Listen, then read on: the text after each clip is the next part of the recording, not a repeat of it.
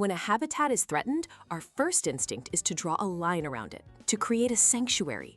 This is the core idea of protected areas. Think of national parks, marine reserves, and wildlife sanctuaries. They are designed to be strongholds for biodiversity, preserving not just species, but the complex machinery of an ecosystem, from nutrient cycling to water purification. But a line on a map isn't enough. For a protected area to work, design matters. Large, compact areas are better than small, fragmented ones because they minimize disruptive edge effects from human activity. And crucially, they must be connected.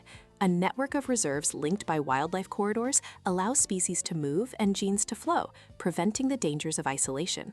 Even with the best design, these sanctuaries face constant pressure from invasive species, climate change, and chronic underfunding. So what happens when an ecosystem is already broken? That's where restoration ecology comes in. This isn't just about planting trees, it's about actively rebuilding a functioning ecosystem from the ground up.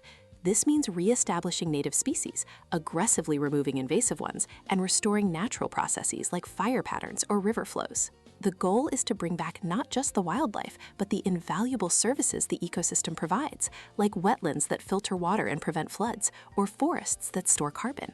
It's a slow, challenging process. Restoration ecologists battle against degraded soil, limited seed sources, and a changing climate that can undermine their work.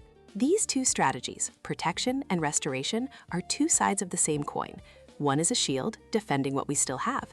The other is a form of healing, patiently mending the wounds of the past. It's a dynamic and evolving fight, increasingly aided by modern tools like genomics and remote sensing, giving us a chance not just to hold the line, but to bring life back to places where it was nearly lost.